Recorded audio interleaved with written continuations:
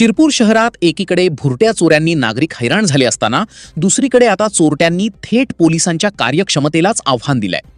भर दिवसा भर वस्तीत एका प्राध्यापक दाम्पत्याच्या घरात घुसून तब्बल 50 तोळ्याहून अधिक सोन्यावर हात साफ केल्याची एक थरारक घटना समोर आली आहे, ज्यामुळे संपूर्ण शहरात एकच खळबळ उडाली आहे। शहरातील काझीनगर परिसरात राहणारे आणि आर.सी. पटेल अभियांत्रिकी महाविद्यालयात प्राध्यापक असलेले डॉक्टर भूषण पाटील आणि त्यांच्या पत्नी प्राध्यापिका पूजा पाटील हे दोघेही नेहमीप्रमाणे सकाळी आपल्या कामासाठी महाविद्यालयात गेले होते। याच संधीचा फायदा घेत चोरट्यांनी सकाळी 11:15 ते 11:45 या अवघ्या पाऊण तासाच्या वेळेत आपल्या कामाचा खेळ संपवला। ही घटना सीसीटीव्ही कॅमेऱ्यात देखील झाली आहे। त्यात दुचाकीवरून आलेले 2 तरुण स्पष्ट दिसत आहेत। एकाने डोक्यावर टोपी घातली आहे तर दुसऱ्याने गळ्यात भगवा रुमाल गुंडाळलाय।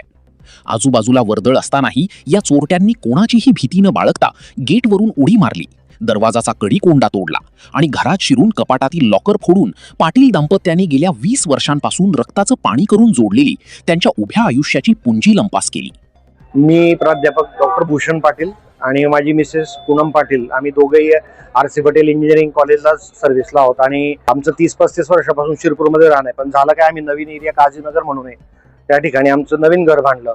तर कॉलेजच्या जवळ असल्यामुळे आम्हाला ते सोयीचं होतं म्हणून आम्ही तिथं केलं। पण झालं काय, आज दुपारी जवळजवळ 11:15च्या टायमिंगमध्ये आमच्या घरात चोरांनी एंट्री केली। म्हणजे बाहेर गेटला कुलूप होतं, पण गेट ओलांडून त्या व्यक्तीने, चोराने मधलं कुलूप जे होतं त्या दोघं फाट्यांचं, बाहेरचं पण आणि मधले कुलूप तोडून आत प्रवेश केला आणि डायरेक्ट सरळ बेडरूम मध्ये असलेल्या कपाटांचे पूर्ण लॉकर्स तोडले सगळे घेऊन। म्हणजे जवळजवळ साधारणतः तो माझ्या आजच्या म्हणजे माझ्या आयुष्यातला सगळ्यात मोठं, म्हणजे काहीच राहिलं नाही घरातनं, म्हणजे 50 तोळ्याच्या आसपास ते होतं गोल्ड। म्हणजे माझ्या लग्नाला जवळजवळ 20-25 तोळे होतं आणि त्याच्यानंतर मी 20 वर्षात आम्ही नवरा बायकोने दोघांनी पैसे जमवून पण ते खूप सारं गोल्ड जमून ऑर्नामेंट्स बनवलेले होते, जेणेकरून त्याचा मल्टीपर्पज संकटाच्या वेळी आपल्याला त्याचा यूज करता येतो, बँकेत ठेवून लोन घेता येतं म्हणून। पण योगायोगाने आमच्या घरात 1 तारखेला लग्न होतं म्हणून ते आम्ही घरातच ठेवलं आणि ते योगायोग असा झाला की कालपर्यंत आम्हाला सुट्टी होती, आज कॉलेज चालू झाले आणि नेमके आज आम्ही 10 वाजता गेलो आणि जवळजवळ 11:15 ते 11:55च्या टायमिंग मध्येच ही सगळी घटना घडली। तर ही सगळ्यात मोठी घरफोडी दिवसाला झालेली आहे, रात्रीची वेळ नसताना।